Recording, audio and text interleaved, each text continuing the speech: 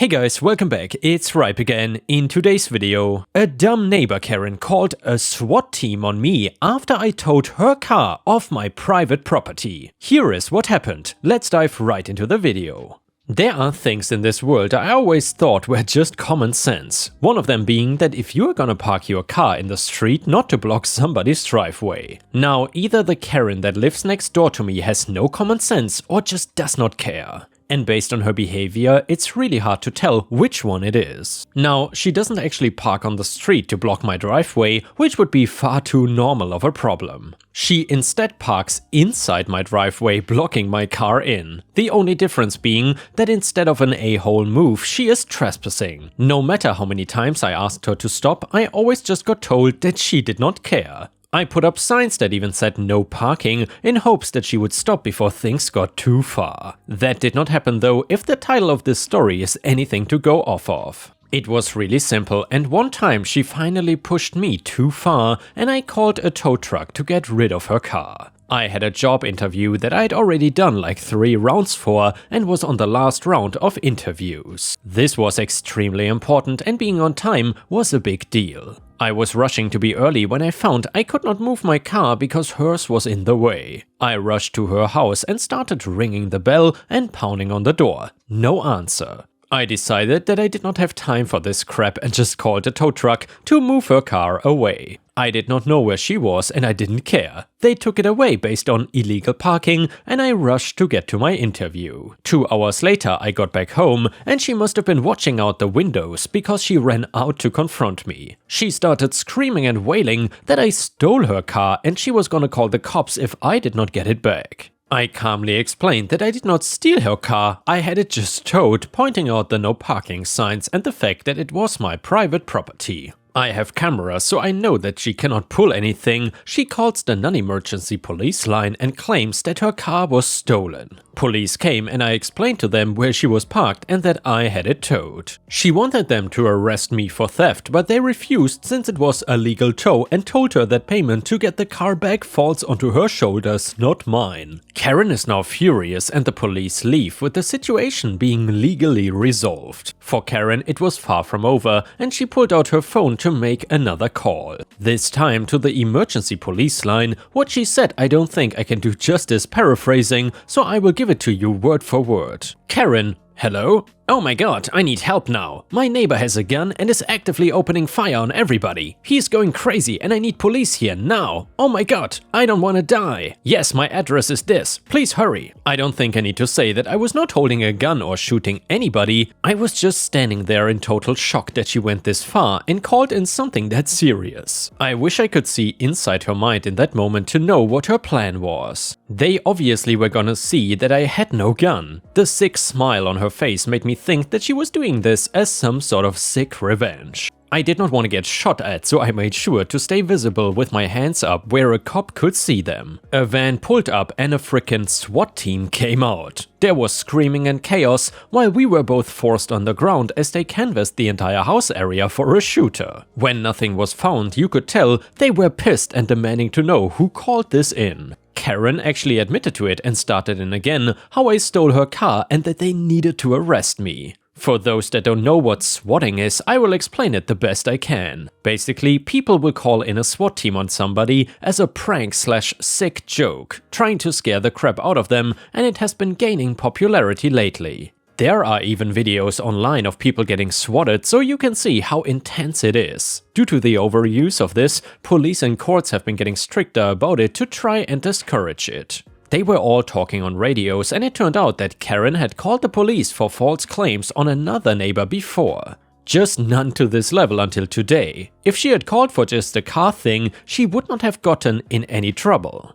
At most been told not to call the police unless there is an emergency. A SWAT unit uses a ton of money, time and resources compared to just a normal police visit. Once they started to arrest Karen for misusing 911 services and swatting me, her entire story was changing. That she never called the police for this and it must have been some thug kids. Also that she was scared and just a victim in the entire thing. That very fake story did not work and she was arrested. I will say, after going and looking at some of the videos of swatting, I was glad I was outside. These guys bust down doors and anything else in their way. Good for a real emergency, but bad for a fake call. They are trained, but accidents can happen and there's a real possibility of people dying from this prank type stunt. She was being tried for misusing emergency services, false reporting, swatting, and putting lives at risk. Instead of accepting the consequences of her actions, she wanted to fight the charge in criminal court, all on the basis that it was not her that made the call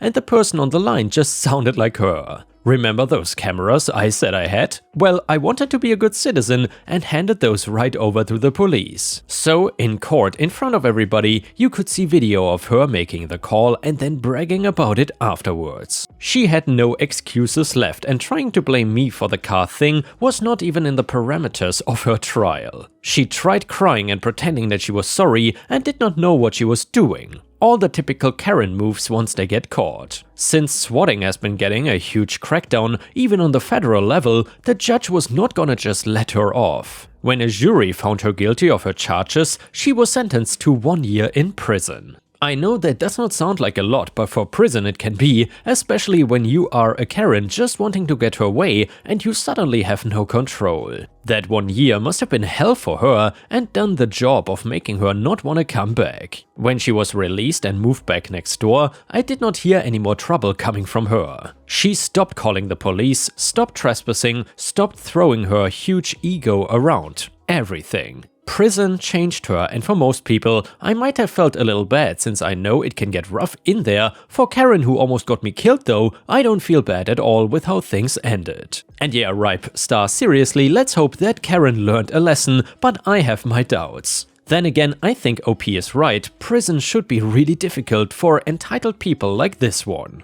And now let's move on to the next story. It starts like this. Making a living in a new country is never easy. Especially when you come from the Middle East and decide to settle in a place where no one looks like you. I was determined to make my mark in the Philippines, and after years of effort I finally managed to set up one of the most popular chains of clothing stores in my local town. One of the hardest parts of owning any type of business is always finding employees that are loyal and consistent. I've always prided myself in maintaining the quality of customer service at my shop, and the best way to check on this was to show up unannounced and simply observe the way everyone worked. This allowed me to find out if there were any shortcomings. Running into employees slacking or not looking after the customer's needs was usually rare, but when I did, I could correct them, and the rest of the people working there would also become aware of the surprise checks. This resulted in them being on their best behavior at all times, and I've never had to fire anyone because of this. Our hiring process involved the manager of each store making sure each new employee would fit in well with the old employees. My managers were always people I completely trusted.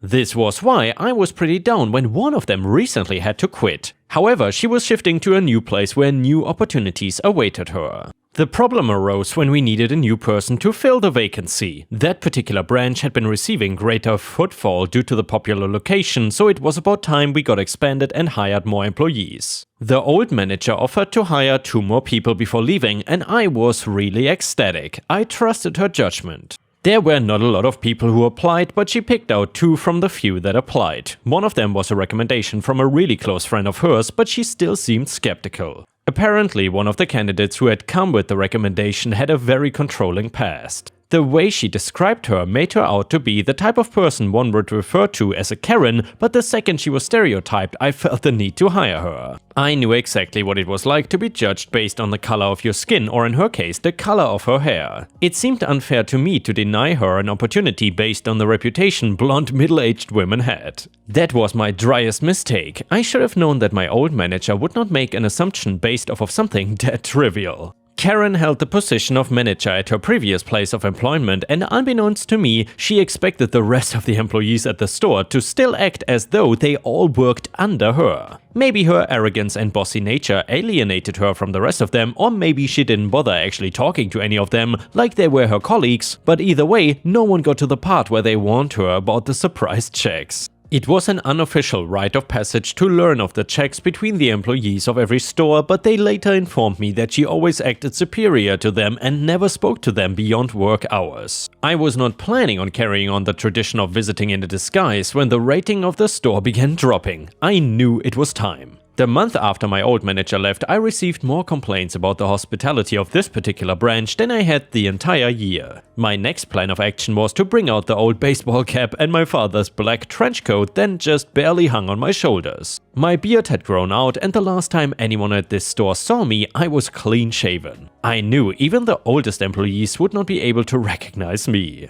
The second I stepped into the store, I happened to make eye contact with Karen. Almost every other employee has the warmest smile when a customer enters the store, and they immediately offer to help find whatever they require, but she simply huffed and went back to looking at her phone. Another employee came by to greet me, and she finally got off her chair placed in the middle of the store. Unfortunately, it was only to ask him to ignore me. She muttered something that sounded like, "I'll deal with him." I decided to carry on and go check if the new stock had come in last week had been set up for display. I was not even surprised to notice that it had not been done. The newer employees are generally tasked with doing this, and in this case that was Karen. Just when I thought the hostility could not get any worse, she began stalking me throughout the store as I went through the racks. She maintained her distance but stared at me with enough intensity to burn the sun. It did not help that she was dressed in a shabby hoodie despite the fact that it violated the pretty lax dress code. I noticed a stain on one of the shirts that hung on the rack and I picked it up. She then finally approached me, but it was only to grab the shirt away from me and state that the store does not entertain terrorists. I was shocked at the accusation.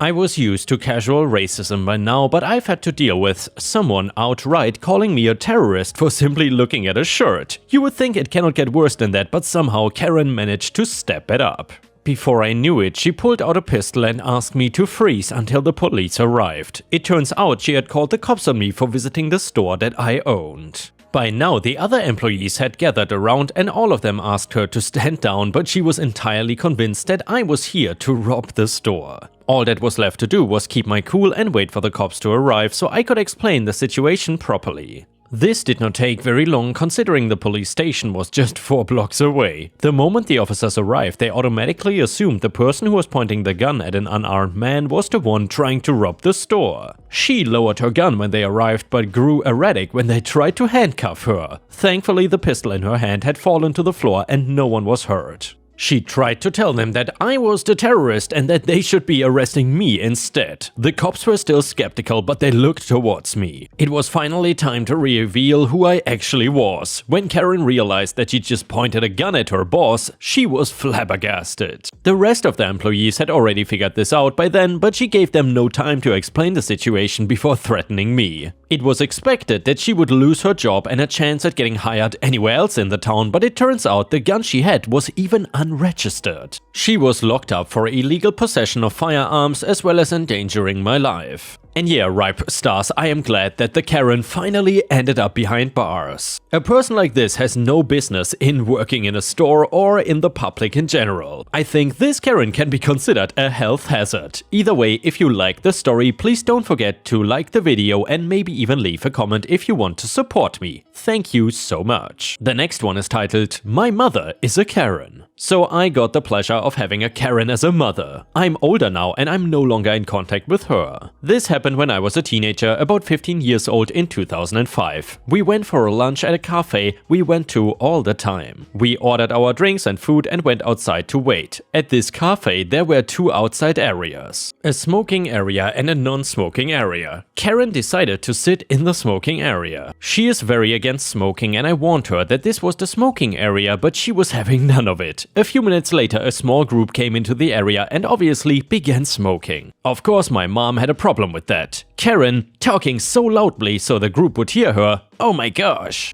What's with the smoking? This is a family establishment. I cannot believe these people." Me, "Let's go to the non-smoking area then." Karen, "No, I'm not moving. I was here first. They should move." The group either did not hear her or were ignoring her because they gave no reaction. Karen directed at the group, "Excuse me, would you mind not puffing your smoke directly at me? This is very disrespectful." She was acting like they were facing her and purposely blowing smoke in her face. They were not though. Group member, ma'am, this is the smoking area. We are allowed to smoke here. Karen, no you're not. I'll have you thrown out of here for disrespecting me. She got up and went inside. I apologized to the group while she was gone. A few minutes later she came back with the manager in tow. Karen, these inconsiderate people have been blowing smoke in my face and swearing at me. I want them removed right now. Manager, ma'am, this is the smoking area. They are allowed to smoke here. As for the offensive language, I cut in, they were not swearing or doing anything wrong. Mom, just stop it. Manager, if that's the case, ma'am, I can seat you somewhere else if you want. No, we are not moving. Make them move instead. I had enough of this, so I went inside to get away from this. My mom did this all the time and I was sick of it. My mom then stormed inside a few minutes later and said, OP, we are leaving. This is disgusting customer service and we are never coming back. These threats were very common from my mom and she never stuck to the threat at the misfortune of the staff at these places. We lived in a small town with 2 cafes and the other one being way too expensive for my choosing beggar mom to ever go to. I'm no longer in contact with my mom. She now lives in another country and does not know my address. I'm just grateful that I no longer have to put up with her entitlement. And the next one is titled Karen Attacks and Fails. Meet the cast. Me, 25 female, tiny Vietnamese girl living in the US since 9 years old with an usually shy yet cheerful personality who loves to read and is crazy for chocolate. My brother, 20 male, short, chubby Vietnamese guy with some mental issues but extremely intelligent and truly the sweetest boy ever. He loves dinosaurs and idolizes my boyfriend. Let's call him B. My boyfriend is 29 male, tall and muscular, long-haired and a beardy Brazilian guy. Despite his permanent look, he is extremely kind. He is intelligent, an engineer and lovely and loves my family as his own. Keep this last bit in mind, it's important. Let's call him BF. Karen is a massive lump of lard and entitlement, and if you ever saw an obese Karen, you saw this one. Weird clothes, ugly bag, that haircut, huge sunglasses and a voice which makes your ears bleed. Karen Spawn, probably about 8 years old and male, an overweight brat. Entitled as his mother. Not gonna say much more, don't wanna trash talk a kid. So this story takes place during 2018's December, a week before Christmas. My boyfriend and I were visiting my parents for the holidays and we wanted to go shopping for gifts in a shopping mall nearby. We decided to take my brother as well since he was bored at home and I wanted to spend some more time with him. At the shopping mall I decided to put my grand plan in motion. My boyfriend always surprises me on Christmas, but it would be my turn that year. I usually never ask him for anything, but this time I made the cutest face and voice I could. Me, baby, can you get me a chocolate milkshake please? I will wait in this bookstore here with B. Boyfriend, okay. Be right back. He kissed my head. Yeah, my head. It's faster because he's much taller than me. I picked this bookstore for 3 reasons. His gift would be a book, as he loves reading just as much as I do. It was far away from McDonald's where he would get my milkshake, and more importantly, they had books with dinosaur models. So anyway, my boyfriend noticed it and it became the perfect alibi since my brother was around. Now is when things started to go wrong. I took my brother to the place where they kept the dinosaur books way in the back and told him to pick a book and wait there. He picked even before I could stop talking. I left him there because the library was big and I just had a few minutes to buy my boyfriend's gift and hide it in my bag before he could see it. I was maybe 10 minutes into my frenzied search for a book when I heard some loud voices from where I left my brother. There I saw that monstrous Karen yelling and trying to wrestle the book my brother picked from him, while her spawn cheered from the sides and a couple of workers, 2 teenage girls, stood there stunned, not knowing what to do. I rushed there and yelled, "Me, what are you doing?" Karen, "This freak doesn't want to give my baby the book, so I'm taking it." Karen Spawn, "Mommy, get me the T-Rex." I grabbed her fat arm, which was easily 5 times thicker than mine, and tried to pull her off him. Me, "Leave him alone, he picked it up first." Karen, "Stop lying and don't touch me." Pushed me. "Now you stupid son of a witch. Give me this book now." She shoved me and I landed on my butt some 4 feet away from her, just stunned. That is when she started to slap my brother really hard. We could hear the smacks. On her 4th slap though, my boyfriend came out of nowhere, tore that mastodon from my brother while pushing her and putting himself between my brother and her, who also fell on her butt.